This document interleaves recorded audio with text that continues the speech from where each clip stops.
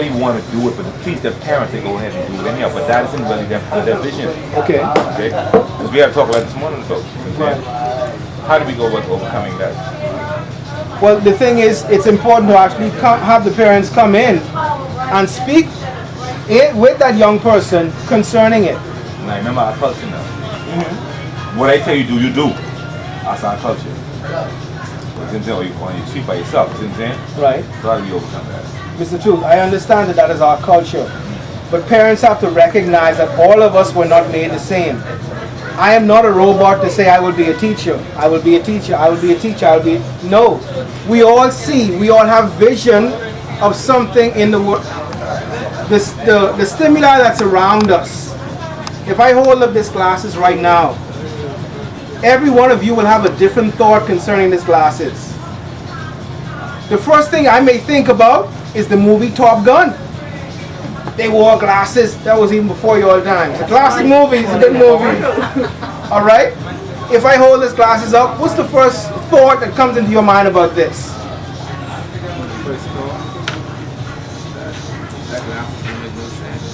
The glasses don't make no sense. What's the first thought that comes into your mind concerning this? You will never wear them. What's the first thought that comes into your mind? It's ugly. What's the first thought? Destiny. And we're ripping on Mr. Two's glasses. My point is this. Somebody can overlook. Listen, sorry. my point is this. The question was, if a parent wants the child to do what they want the child to do, they will not, the child does not see the same thing as the parent sees.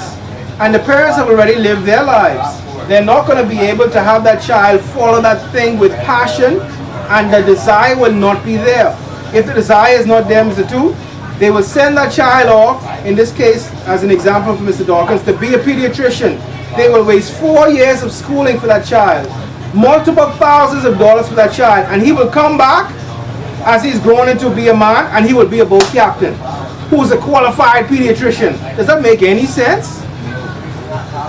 So it's important as adults that see clearer to actually have the parents sit down with the child and find out what it is that this child really wants to do.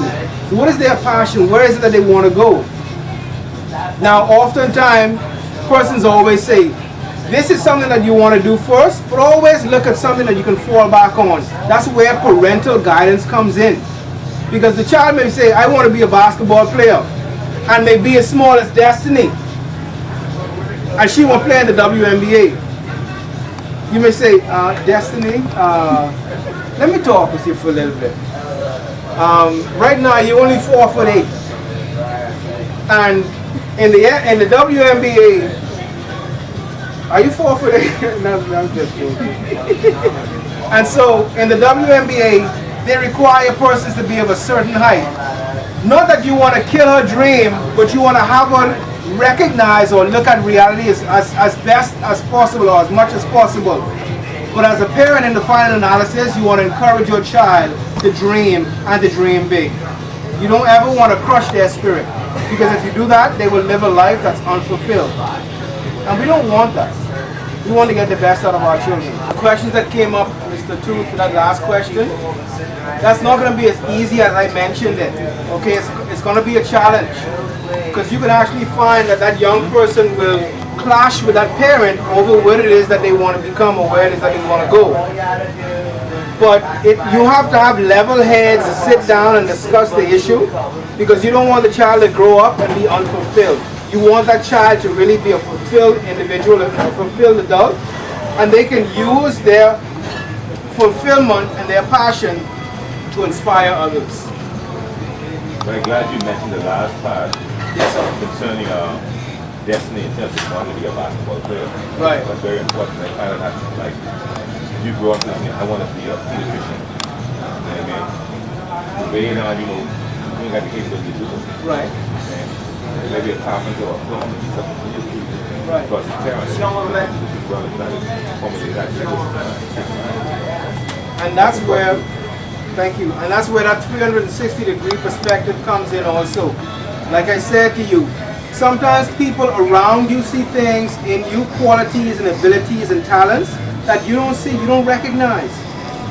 I mean, how old are you, Mr. Dawkins? 19. Okay, you're 19. I remember when I was 19. Mr. Dawkins, when I was 19, I was fighting to stay into my teens. I didn't want to go into 20. Because I know if I go into 20, that would have been it. I'd be no longer be a teenager. Because I really love my teenage years. But at 19, there's some things you think you know. But by 30, you'll recognize, but at 19, I didn't know nothing. Okay? So therefore, therefore, other people around you who have lived longer than you have will see in you, or Mr. Dawkins, you could be a good teacher, or you could be a good pastor, or you could be a good musician, whatever it may be. Why? Because they see talents in you that you don't see in yourself. Okay, let's do one last thing, Lindsay. I want to be remembered as a lovable, respectful, and happy young lady in my family. I'm serious and friendly and helpful in school. I'm a committed member to my church. In my community, I'm a friendly, respectful, cool to be around, and always put smiles on my face. In my family, I would like to be viewed and remembered as an obedient, happy, positive, and respectful person. Okay. In my school, I would like to be viewed and remembered. Can you put your hands down? In my school, I'd like to be remembered as a helpful, friendly, honest, and determined person. Okay. In my church, I would like to be viewed and remembered as a very committed, honest, helpful, and positive person. Put your hand down. You on time? That's too. You're blocking your voice. In my community, I would like to be viewed as a friendly, generous, kind, sharing, and respectful individual. Okay. Okay, so successful teens, and this aspect is called little things matter.